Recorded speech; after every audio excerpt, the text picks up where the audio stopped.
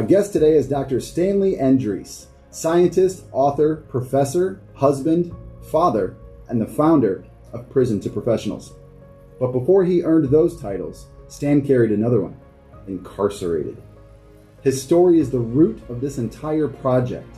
He is the reason Breaking Chains Building Futures exists, and not just the book, not just the podcast, but the movement. Stan was once told by a prosecutor that he had no hope for change. Today, he's a PhD. Today, he's building futures, hundreds of them. He didn't just walk his own path out of the system, he paved the way for others to follow. In this conversation, we talk about transformation, leadership, and the possibility that lives inside every person, whether the world sees it or not. This is the full circle moment, ladies and gentlemen. This is Dr. Stanley Andrisse. This whole series, this whole movement, it doesn't happen without this man right here. Dr. Stanley Andrisse went from being told that he'd die in a cell to becoming a scientist, a professor, a husband, a father, and the founder of P2P. Today we're talking about possibility, purpose, and what happens when you fight for your future. Stan, my man, we've worked together for a long time, but this one hits different. Let's set the stage. For anyone just tuning in and who might just have come out from underneath the rock, who is Dr. Stanley Andrisse today? Today, I am, one of the most proud things I am is a father to my 6-year-old daughter, Ashlyn Odette Hope Andrisse, and my 3-year-old son, William Edward Joseph Andrisse. I am a husband to my loving wife. Those two things are top of my list of things that I'm most proud of. I am a brother, an uncle. My family is everything to me. So those are also titles that I am very proud of. And a title that brings me here and brings us to this project is, of course, my title of being a formerly incarcerated person who was sentenced to 10 years in prison, who was told that he had no hope for change, and who is now Dr. Stanley Andrisse, endocrinologist, scientist, assistant professor, Howard University College of Medicine, the Mecca, as I always like to call it, #1 producer of Black and brown scientists, and co-founder of P2P. That title is something that I didn't envision being part of my path, being part of my journey. It has been something that was, I don't know, bestowed is the right word, but it's been something that is kind of this, there's a phrase that I use in the book, and I don't know if we need to jump into this all the way just yet, but I opened the book up talking about purpose. And when I first got out, my mom shared with me for the first time that essentially the entire time I was in, every single night she was crying herself to sleep. And, she didn't share that with me until I got out. She thought it would be too challenging for me to deal with while I was in, because she knew that I was going through a very dark time and she didn't want to add to it. So she, held that, she held and suffered basically on her own. I don't even think that she told my dad or any of my other family members that she was, crying herself to sleep every night. And so she was just overjoyed, as everyone, was when I came home. And for her, she just wanted to put prison behind me. That's what she wanted me to do. I had, as I had detailed in my previous book, From Prison Cells to PhD, It's Never Too Late to Do Good, I had this amazing mentor that had helped me get into a PhD program and back into school. And my mom was like, just forget prison. It never happened. Just forget everything about it. And you are now working towards your doctorate and you're here with us. That's what you focus on. And that's what I did for, I put I finished my PhD at the top of my class in a much shorter time than other people did, other peers did. Um, and partly was because I was just so focused on putting prison behind me and being this different person. Um, I lost my father, and my first book was dedicated to him, From Prison Cell to PhD. It's never too late to do good. The "it's never too late to do good" part is a phrase that he used to tell me. My family and I are Haitian, and so we spoke Creole in the house. And the phrase was "Il n'est jamais pas trop tard pour faire bien." It's never too late to do good. Um, and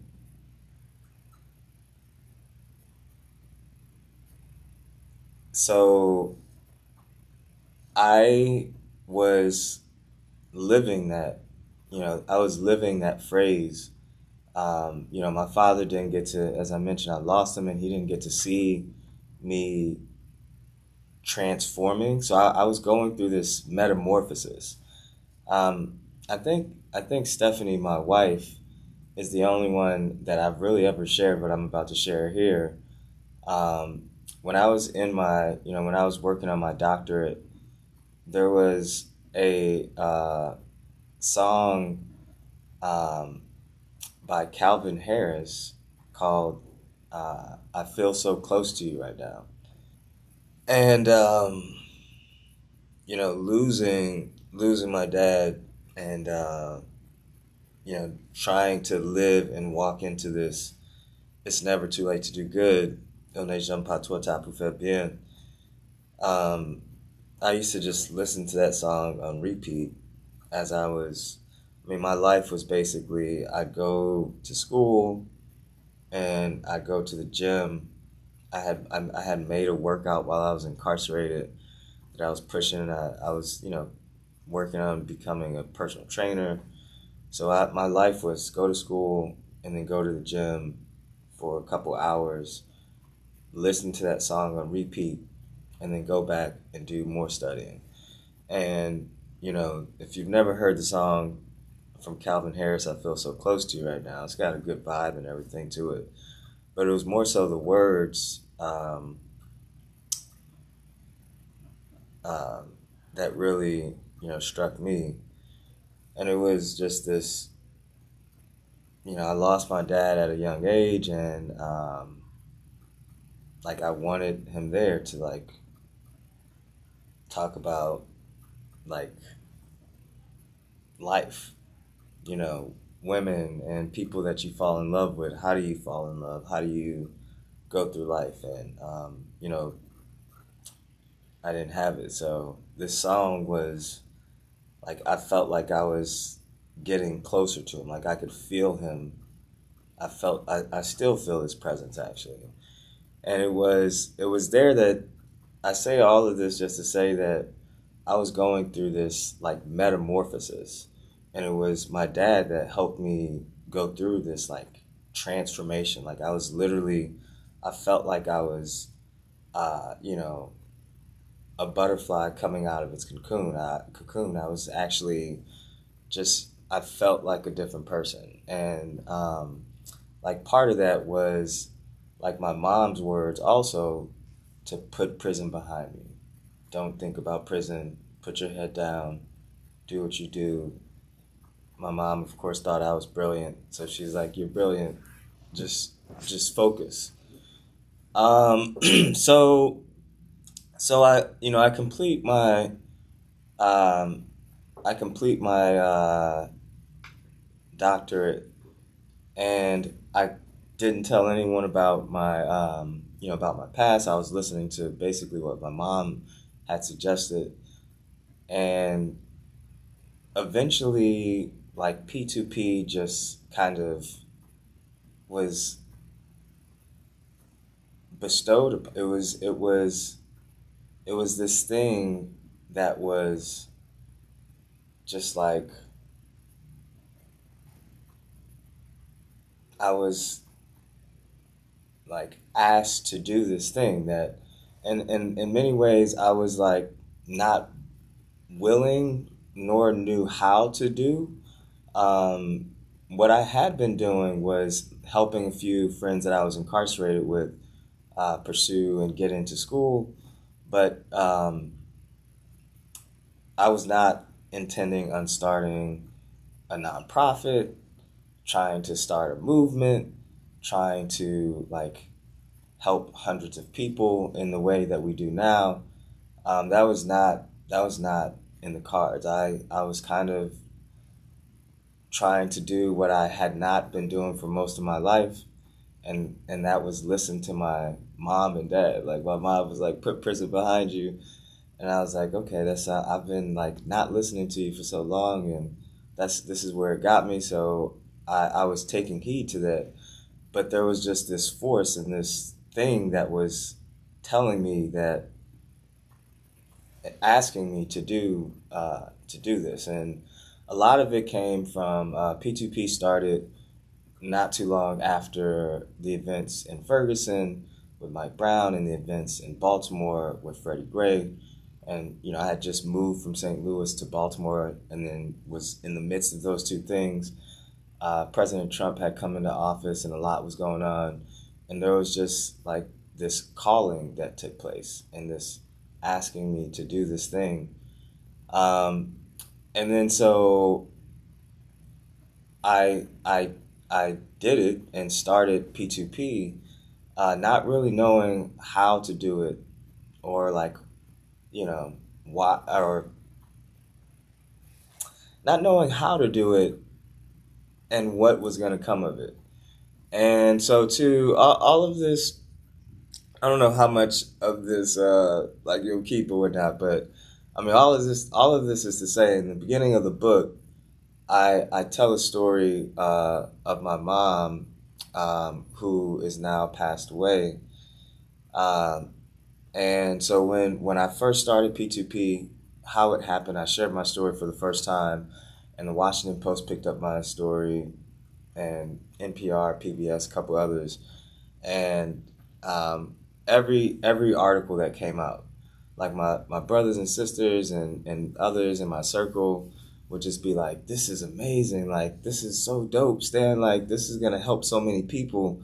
And then my mom would read every single article, and she would just, again, we're Haitian, and I still spoke Creole with my mom until she passed, to the day that she, to her last breath, and she would just hit me with this like, and just be so fearful and like just why are you sharing your story, like why are you telling people about prison? I thought we were going to put it all behind us and not tell people about prison. And she was rightfully fearful that it was at a time that, and we're still in a time, we're changing this. P2P is part of this change where like we at P2P do a lot of work to help people change the narrative. That's what we're doing right now. But we were not at that place when we were starting P2P and when all these articles were coming out about me. And she was fearful that my job would fire me, which they did. I got fired from Johns Hopkins. And my boss says, the Washington Post was the first article that came out um, after I had shared and testified for ban the box policies. And the Washington Post asked to come to Hopkins to film me. And I had to ask my boss if they could come and put a bunch of cameras and lights up and film me in the lab, and she didn't answer me, but I sent it to her boss too, and her boss answered me immediately and was like, "This is amazing. Yes, please come, and like your story is incredible. It's going to help a lot of people." And so I got the thumbs up, did the Washington Post piece, my boss never came. Like all my other lab members were in the back, like, hey, like to the camera and try to get into the camera. My boss never showed up. 3 weeks later, the article came out and she read it and she saw it and she was like, she came to me and said how amazing it was. I'm going to help a lot of people. When she was from China and she was mentioning when she first came to this country in Baltimore, she knew that places like Baltimore needed a person like me to like inspire and motivate change. And then she hit me with she was firing me, and then she turned around and said, "But can we make some money uh, with your story?" But so exactly what my mom was kind of, and then she said, "It's not because of your story I'm firing you. It's because of Donald Trump, and he had cut NIH funding." But essentially, like when I told my mom about that, she was in tears, upset because she was like, "This is exactly what I was telling you. When you tell people, like, don't tell people about that you went to prison. This is you. You've now been fired. You left St. Louis. You went all the way to Baltimore. Now you're jobless." And she was very fearful. That was actually right when I was starting P2P. Um, and so years later, um, she to her deathbed, to the, she eventually became very sick and was in a nursing home for some time before she passed. And um, she, I came to her one day, and the whole time, like this is now P2P had been around for about 5 years now, and we were actually hosting what we do every year with P2P. You're part of this. We do a retreat and a strategic planning, and it was in St. Louis, um, and we had just hosted a conference similar to like what we're doing now, where I was exhausted. I was just like I was just completely deflated, and my mom's in the nursing room bed, and I can remember I finished up all the conference stuff, and there's a bunch of people asking me, pulling me this place and that place after the conference is over, and I was like, I can't go. I'm about to go hang with my mom, and I get to the nursing home just completely deflated, and I sit next to her, and like she's laying in the bed, and I just kind of like get lay next to her in the bed, and I'm holding her, and I just like bust into tears, and I was just like, I don't know how I could continue to do this. Like, I'm it was days away from my daughter and son at the time. My son was just born, and I put together this conference, and we're doing all this. It's just I was just crazy, like deflated, and just I was like, I can't do this. I don't know, like, why am I doing this to my body? Like, and I was just breaking down, bawling in tears, holding her, and this is the person who told me never to share my story and don't talk about prison. And she told me, "Aime bien petit moins, c'est ça bon Dieu te porte là pour faire."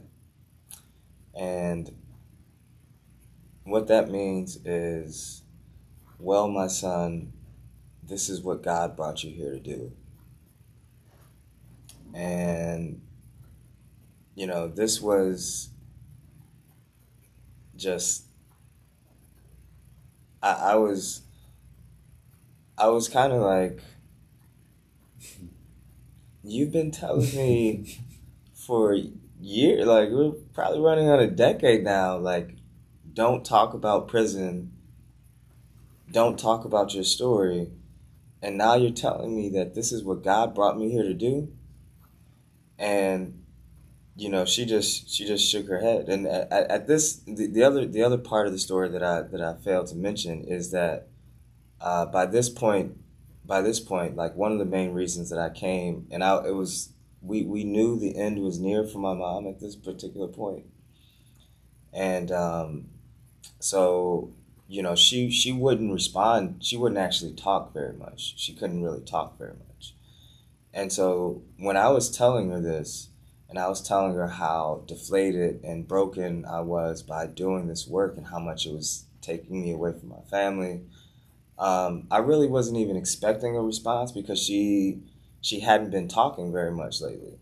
And when she said this, like her voice, like it was a struggle for her to talk, and this came out like as clear as I've ever heard her say. Like it was crazy. Um, it was as clear as day, and she said that this is my purpose.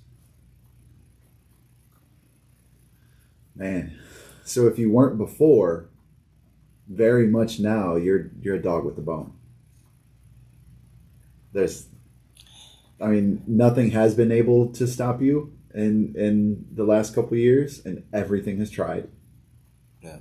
Um, there's nothing left that could get in the way, especially with that gasoline on the fire that mom gave you. Yeah. Yeah. I mean, so yeah. I mean, today's one of those days that I still question them. Like why and like how and I had spoke about this before. My wife Stephanie, who's an avid supporter and believer in what we do, um, and at the same time, I've now been away from them for a week at this point. Mm. Before coming to this and putting on this conference that we're doing, I was at Stanford in Cali, and in between this conference, I was in South Carolina for another engagement.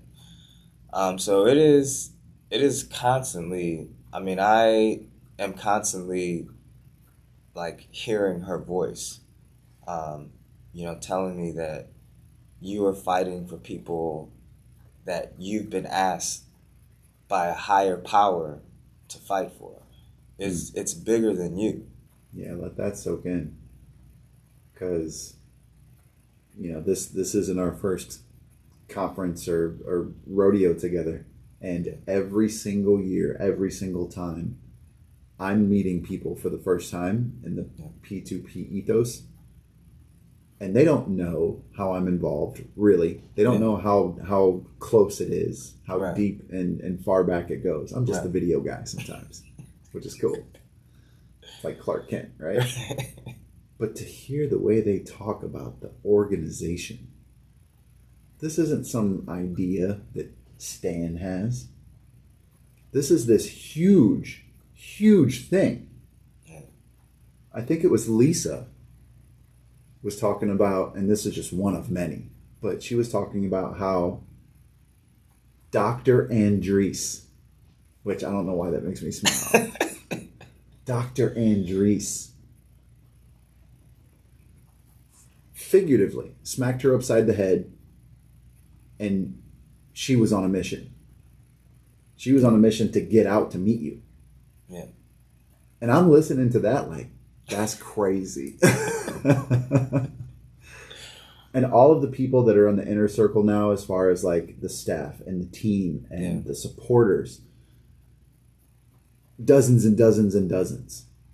All the cohorts that have gone through and successfully have hit not only the finish line, but then started a new journey on that next level, that next tier. Yeah. You can't deny that. And even as much as you might want to try some days, everyone around you is going to make sure that you don't give up. Yeah. And I have accepted the mission and the calling, but I think even accepting it doesn't mean that there are some extremely hard times. And like I talk about this in the first book. I don't think I really talk about it in this second book here. But I had turned off the ability to cry when I was in prison, and it was just like a mechanism to like for my safety. And I talk about how the first time that I broke down in tears, it was after I had gotten fired from this coaching position, and I had poured everything into these. Played sports in high school and college, and so sports are a big part of who I am. And like I was working with these inner city these kids from South City, St. Louis, and when I got fired, I ended up going to my car and just breaking down in tears for the first time since I had been home. I have since I break down a lot now, and I mean it's healthy for me. I feel that it's healthy to those tears. I think so much is tied to music. There's I mentioned the Calvin Harris song. There's a couple other songs that um, really just hit me, and um, I feel very much in tune and in touch with my parents. Yeah, there's I have to think. I have to think of the lyrics, but there's another song. I can't. I'm blanking on the exact lyrics, but there's another song that really gets me, and it's weird. It just pops up. I mean, there's a higher power at play, because it just pops up in these moments that like I needed it, and it's another one of those like I'm feeling just overwhelmed. And what's crazy is that I mean I have I'm a professor at Howard University. I run this organization that is this P2P, as we're talking about it now, is has grown into this thing that so many people embody and believe in, and have pushed the mission and vision forward. Um, and so many people think that I don't break down. Like they think that like how do you manage to keep everything together? Beautiful wife and kids, your family life. They see us doing fun, amazing things, and my two little ones are my world, and they love daddy. I was just FaceTiming. They requested that I FaceTime with them just right before I jumped on this, with you here. Um, so I get people that tell me that like you don't ever like how do you handle everything? But I think I break down quite a bit actually, and I think I guess people just don't see it.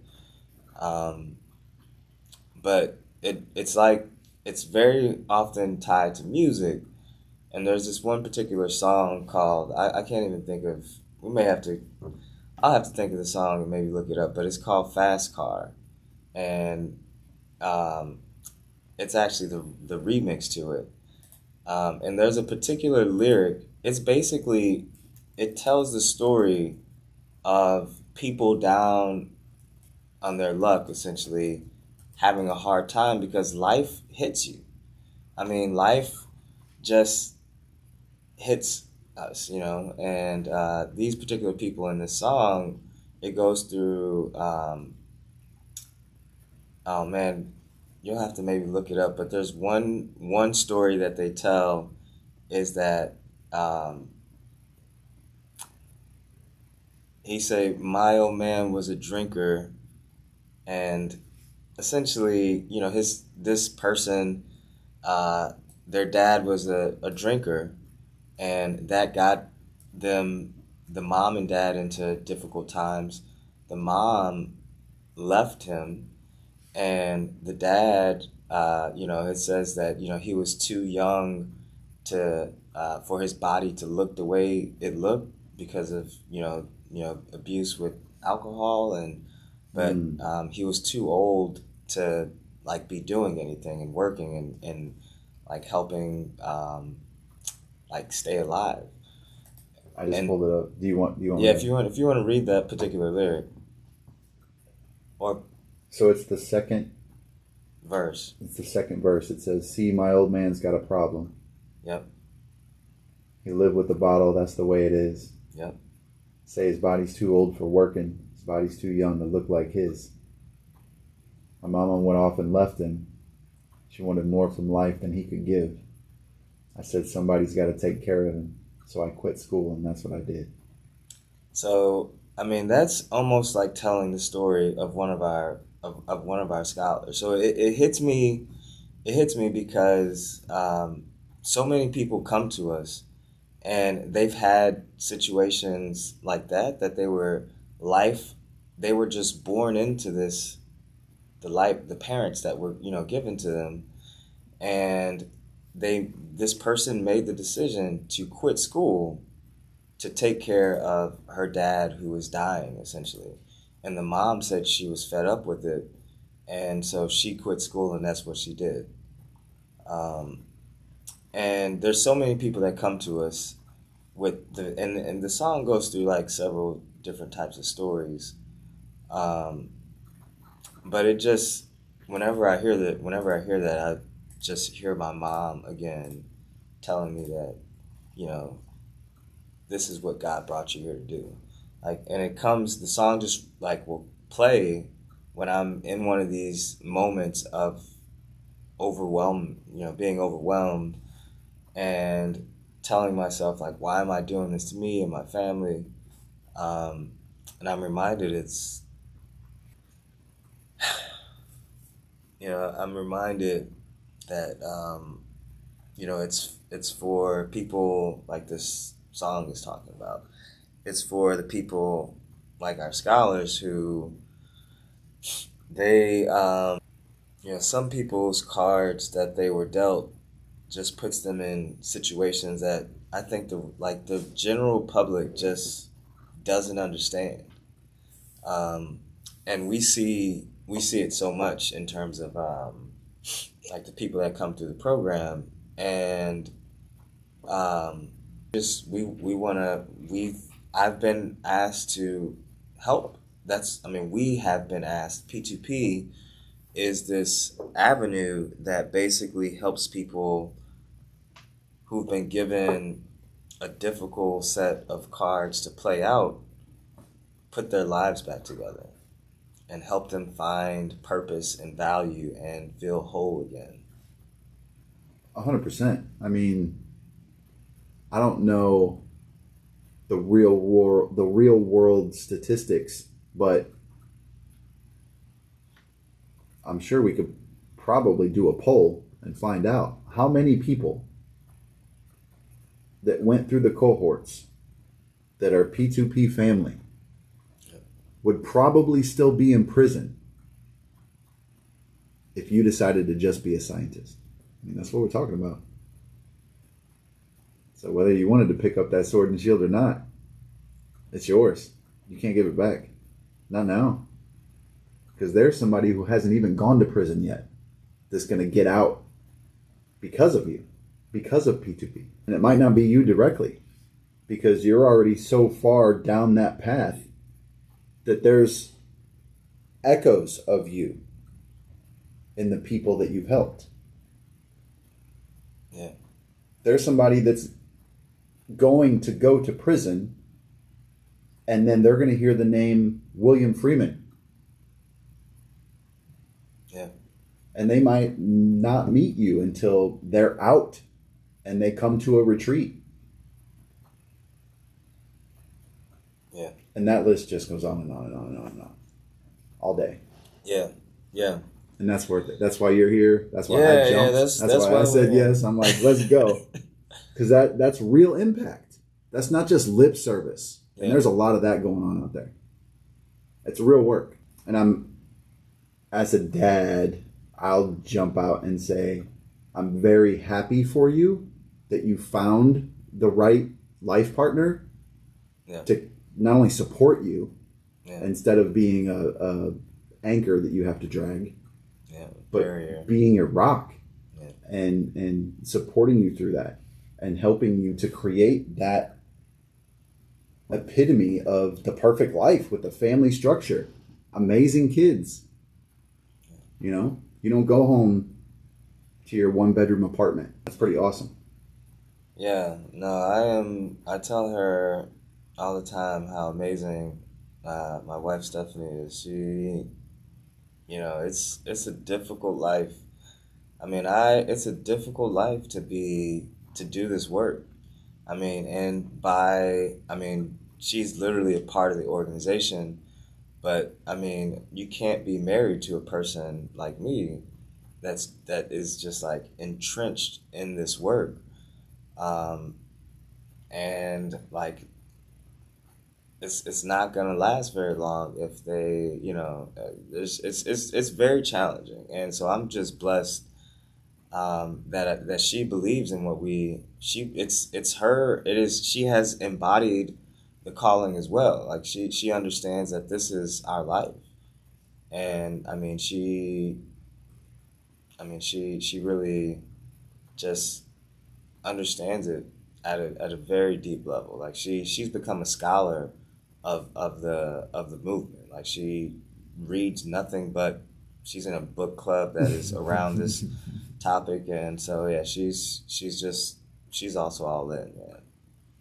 And anybody that knows you or is in the P2P ecosphere knows that Yeah, yeah, yeah, Steph is a saint. yeah. Shout out Miss Andrisse. Yeah. So, all that said, to some people's standards, you've already made it, right? With all the credentials, there's probably Yeah. some level of financial stability. And if you're good with stocks, you're probably building on that legacy, right? What drives you now? Is it the picture of seeing or the mental image of knowing that there's someone that you can help, and if you don't keep going, they're not going to get that help? What keeps you going? So I was very very close to so P2P when my mom passed in this, and so my I missed I left out a very important piece to that story I was telling about my mom. Um, she passed away 2 weeks after that, after she told me that. And again, like uh, none of my family were getting any like word. Like in her last couple of months, she wasn't really talking. So that was literally like some of her very last words on this earth. Mm. So for me, and when I came to her, again, like I was just bawling, breaking down in tears. And I was P2P was at 5 years old at that time. We, we've been blessed to get funding from Bill and Melinda Gates, from the NIH, from the National Science Foundation. We've gotten these multi-million dollar, multi-year grants. And we were at that particular time, like we were, and as we are now, like we're on a good financial trend. And I was very close to just saying I am done. Like I can't do this anymore. Like I physically, my body can't do it anymore. Um, and so when she told me that, like I was very close to being done. I hadn't shared that with like anyone on the team, but so what drives me is really it is both these phrases that my mom and dad told me. My dad, on ne jump pas trop tard pour faire bien, which was really what helped me understand that it was not too late for me. It's never too late for anyone. That's a part of what P2P believes in, are those words that he said that, we think that his words are very powerful for the criminal legal system. The criminal legal system that sentences people to 20, 30, 40, 50 years, life sentence, double life sentences. Um, the idea of it's never too late to do good is something that our system needs.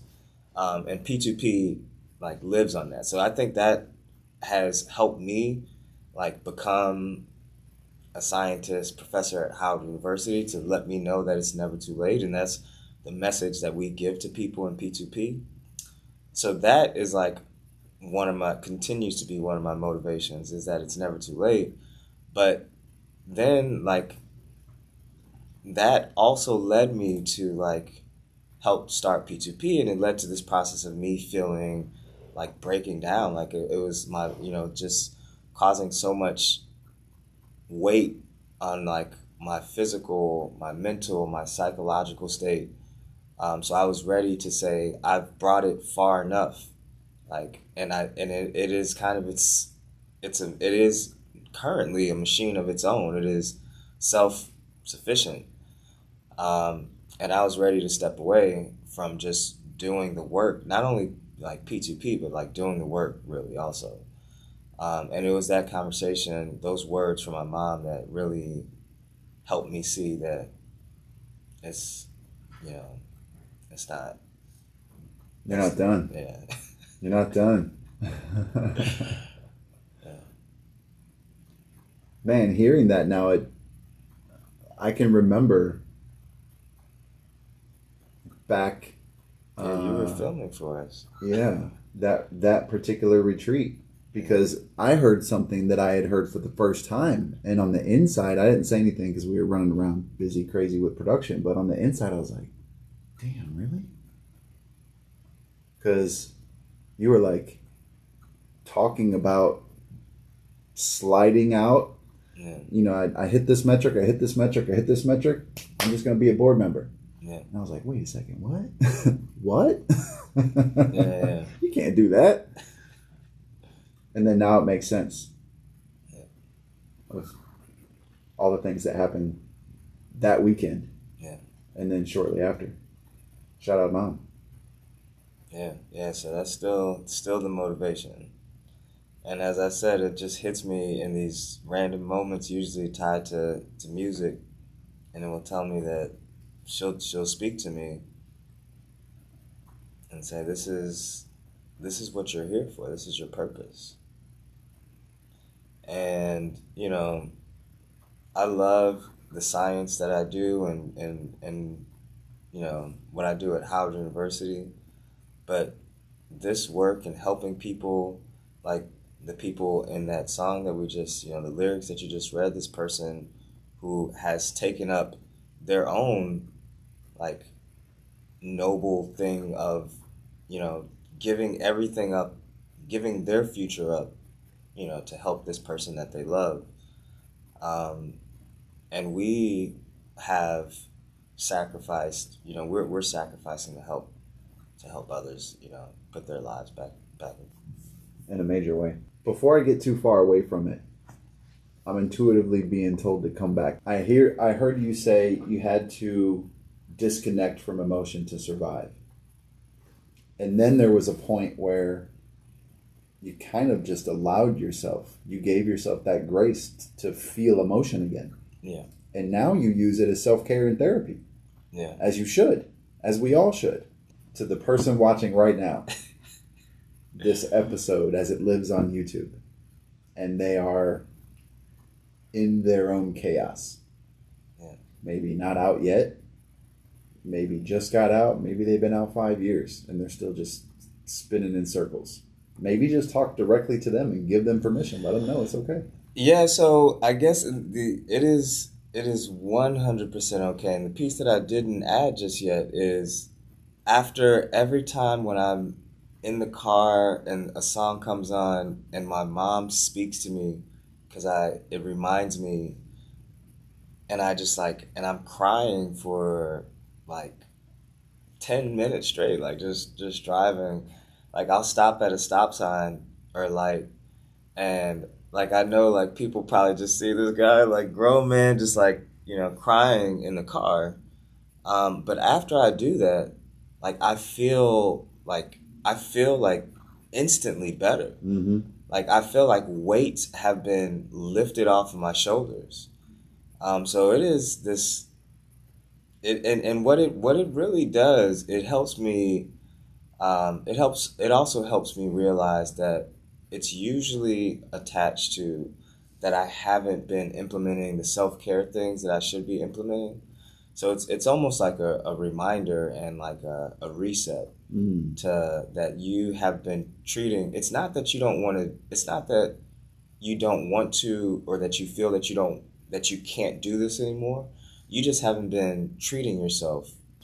So yeah, it's always it always makes me feel just immensely better after this, like letting it all out, tears, and it's weights off my shoulders, and it's this reminder that partly what's going on is why you're feeling so heavy is that you haven't been implementing self-care. So it is both this, and it often comes at a time when I haven't spoken to my mom in some time. And these, I truly believe that, our ancestors speak to us. And, I will have like conversations and, sometimes it's like rehashing a conversation that I had with, my mom or dad or, one of my ancestors. And it kind of recenters me. Yeah. I mean, you're a scientist too, so you know that there's like chemicals involved. Yeah. Actually allowing the emotion, you get whatever it is, serotonin. I don't know. I'm not a scientist, but I know that there's some sort of like chemical releases, the dopamine and the whatnot. It's like a purging of the mental cache. You got your internet search history with the cache, and you got to clear it out. It's the same type of thing. Yeah, and I mean to that analogy, I always, and this is my real life. Like if I open up my computer right now, I think I reset before I came on this meeting, or to this to the conference. But I'll often have like 80 tabs open, and so when it's almost just reset. Like sometimes I'm like, but I need this tab, and I need this tab, and I need that tab, and you haven't looked at it in weeks. Sometimes in my case, and I don't need that tab. I just need to hit reset, and the tabs that I need will pop. They like auto-populate, like Ashlyn, William, Stephanie, and I go from there, and I feel just 100% better. That's awesome. For somebody sitting in a cell or just stuck in life, if you could, what are maybe like 3 mindset shifts that they can start like right now today to move toward a purpose? I think it's so one of our scholars that we brought to the conference for the first time was just telling us how he never believed that this was out here. So I think you need to find that community. I think it's like if you don't know, you don't know. So I think it's kind of challenging because I think a lot of people just don't know that the P2Ps of the world exist. So they are going through their incarceration time just believing the general narrative of what it is to be a person who's gone to prison, and that you do X, Y, and Z. You either like keep hustling and keep doing the things that you're doing, or you get a job at McDonald's or a construction job. And so it's just like they don't know this community that we're part of. So I would you have to find that community, and of course P2P would welcome you with open arms. But I think it's about finding community. That's huge. That's huge. The running theme of this entire podcast series is network and resources. Do you want to? I don't know if we want to get into talking about any of the authors or. That's next. Yeah. Literally next. That was my last Stan question. But I appreciate that because one of my number one goals for this conversation was to make sure that it wasn't the same thing. Because easily that could become a thing. William talked about that. Yeah. They call you in because you have this specific story and it helps their narrative, and you have to wear that mask. Yeah. And William says, my what is it? My story, my way. or something like that. Sorry, Wayne, if I said that wrong. I think it's My Story, My Way. Yeah. And I don't know that I've heard most anything that you talked about today. I don't know that I've heard that before. So what I've shared, yeah. Yeah. I don't think like my team and everybody. I don't know that I've ever shared like this. You know, I tell that story in the book. Um,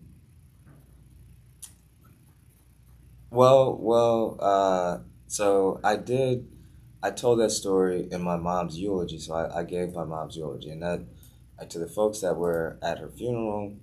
I think that's like the only time that I've ever like shared that story and that, you know, what she told me. So yeah, I don't think my team really knows that that's a big driver.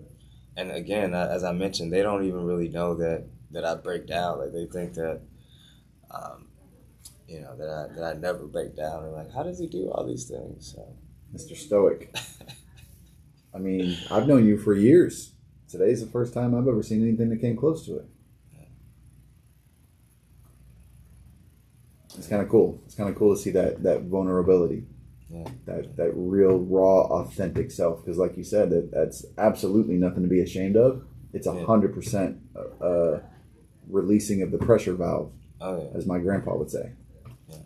Got to release that pressure valve. You're going to start putting holes in walls.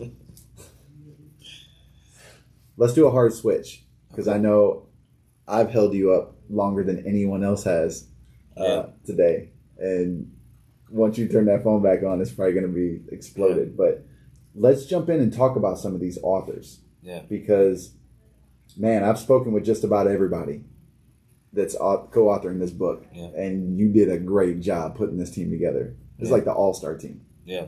So, in no particular order,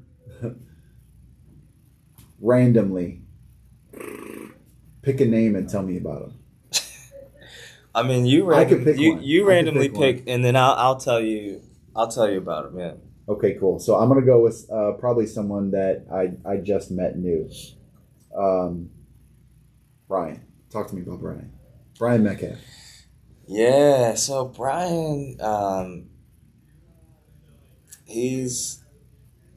So there are people that come to that go through our cohort. He's gone through the cohort and just instantly like see what it is that we're doing and what it is like the purpose of P2P is. And he's not, there's a lot of people that do it, that instantly see it. And there's other people, it takes them more time. And interestingly, like William is one of the people it took a little bit more time. He was a bit more skeptical, and he had come across programs that deserve heavy skepticism. And so, you know, it took a little more time for him to see. But, you know, Brian was one of those people that just instantly saw what we were building, and that it was about the fact that, you know, he would get on calls and just instantly be, you know, come to our meetings and like let that vulnerability. In our meetings, like we have a lot of like crying and like people just letting out stuff that they've never let out before. And, you know, he was one of those people. He instantly just like bought into what it is that we were doing and how we were trying to help people basically go through that metamorphosis that I was mentioning that I went through, and like this change and allowing yourself to like feel it. Yeah, so he instantly was just understood what it is that we were you know, seeking to do. And when we get those, almost everyone on the team, so Brian is now our director of finance. Almost everyone on the team was one of those people that like instantly understood what it was that P2P was trying to do, and like get people to be whole again, get people to see that they have self-value and self-worth and purpose. We're helping people get into school and jobs. And so some people, like William, for instance, like he thought that that's what we were trying to do. Our purpose is to get people into school and jobs. But our purpose is actually to make people feel whole again. It's to make people feel like they have value and worth. So, people like Brian instantly got that. Mm. There are other people that, like, I'm here because you're going to give me a check, because we give people checks to help them move forward. Um, and, we do a really good job of getting people into school and jobs.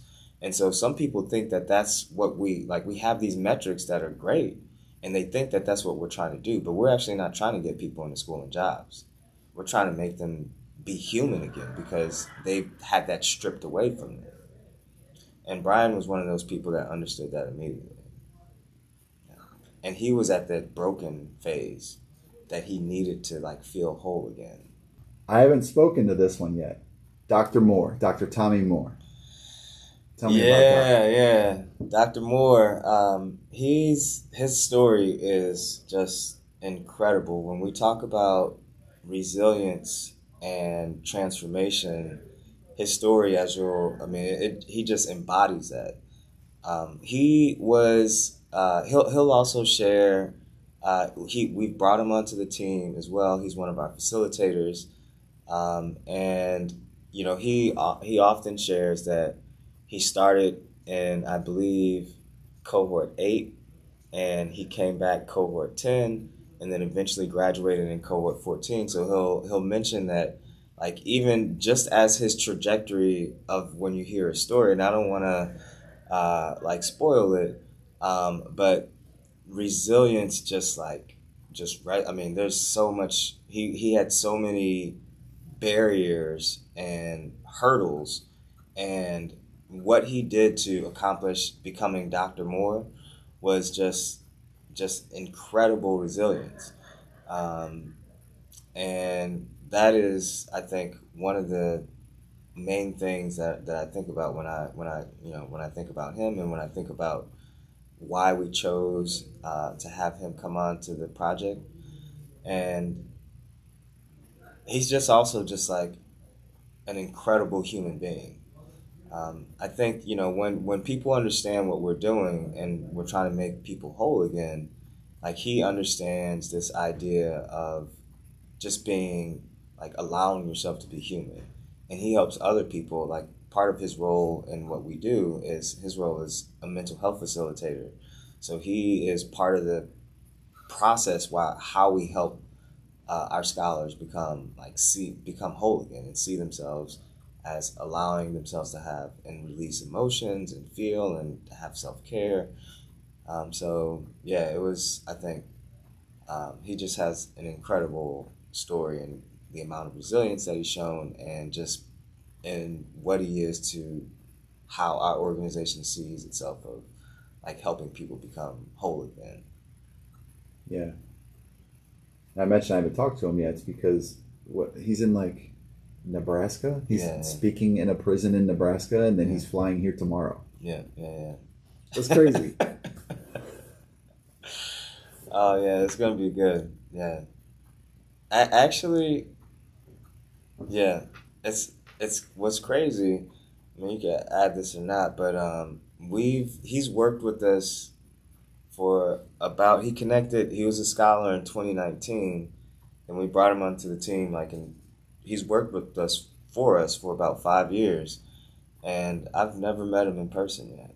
Oh wow. Yeah, so he is, like, ecstatic about, like meeting me and some of the other people in person for the first time. Oh, that's pretty cool. Yeah. Side note, keep me plugged in on the logistics. I want to be there with the camera. Yeah, I know. So yeah, I think it would be pretty powerful. Yeah, I think it's gonna be the moment that, right down the hall when we in the room will be when everybody's walking in at the very beginning. There's gonna be a lot of, like, emotion, I believe, because some people haven't. Like, he hasn't seen basically anyone. Like, he's one of the people that hasn't seen anyone on the team before. Mm. So yeah, and there's others also that I think is going to be, quite an emotional time. Man. It's a family reunion. Yeah. I don't know how much time you got left, but at the very least, let's do one more. Let's talk about our girl Tanaj. Tanaj Moody, 3-time author at this point. Yeah. Tanaj is dope. She's just an incredible light. She has, like, an energy to her and she's able to like radiate that to other people, to help people.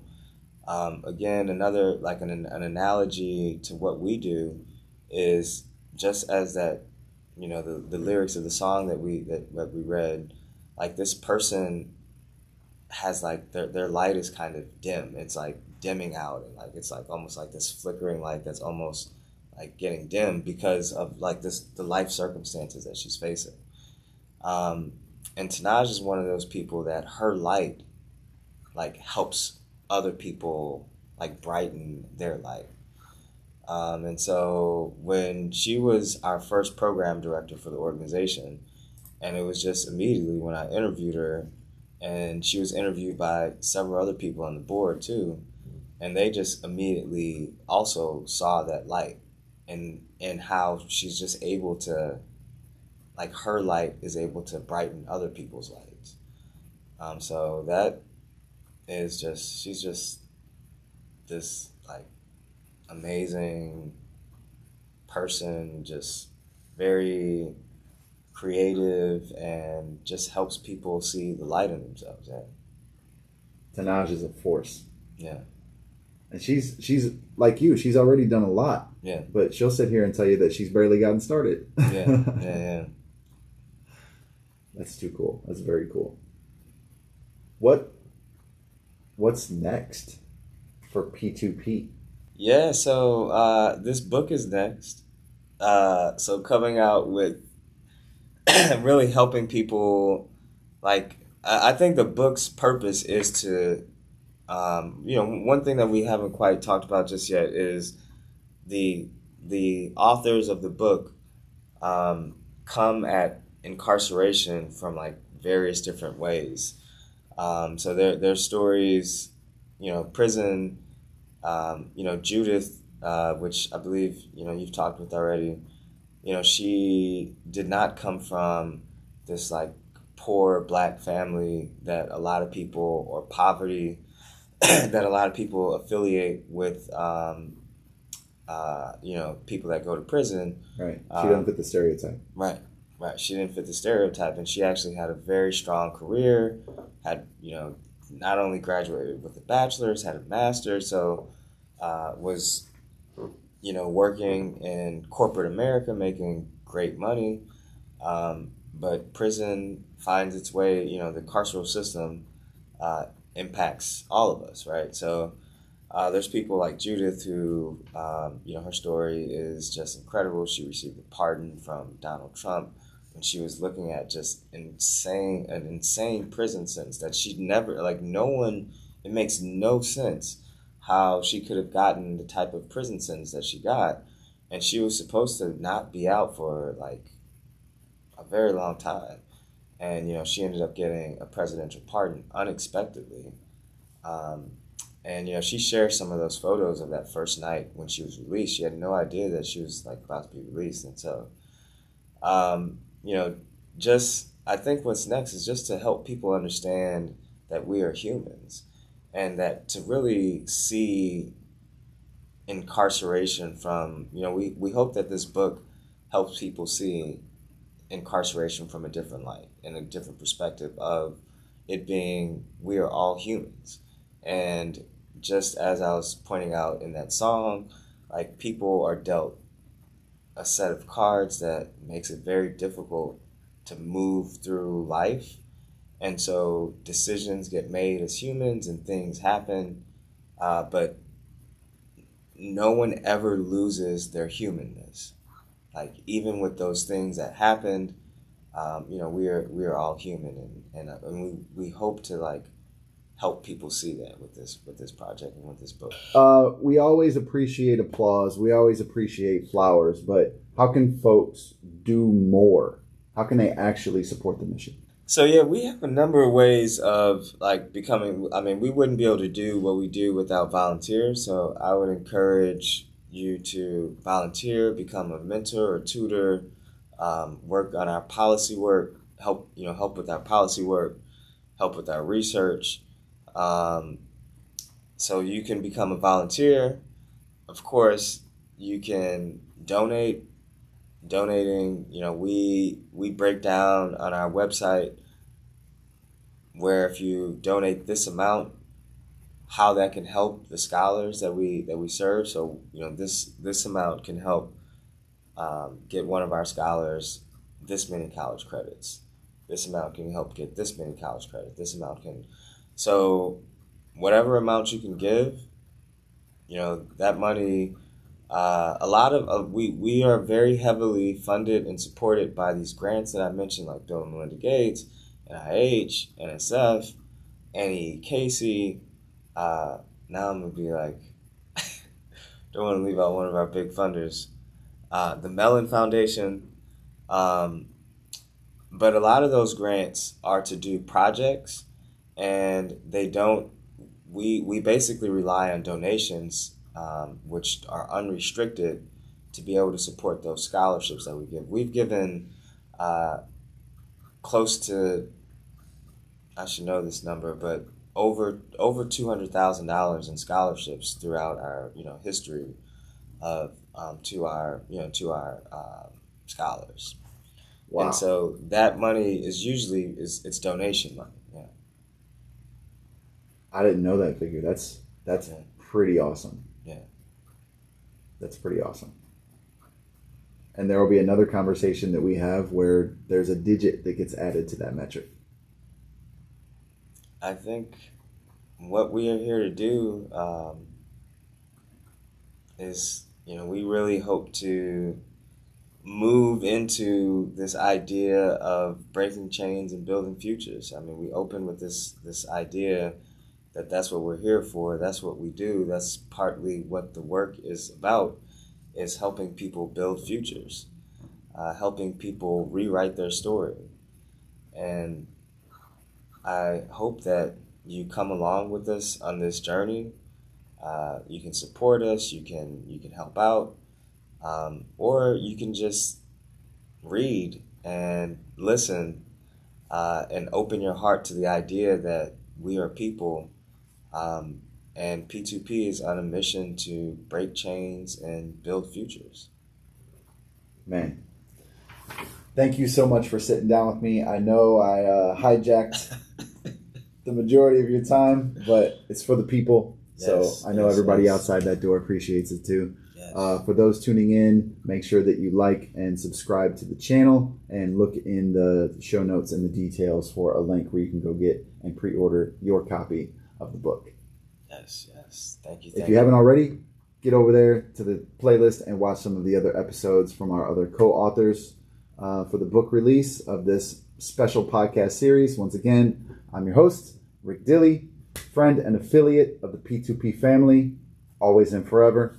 Yes. Brother, Dr. Stan, the only doctor I know. Thank you. I appreciate you. Thank you so much for being on the show. Thank you, man. I really appreciate you.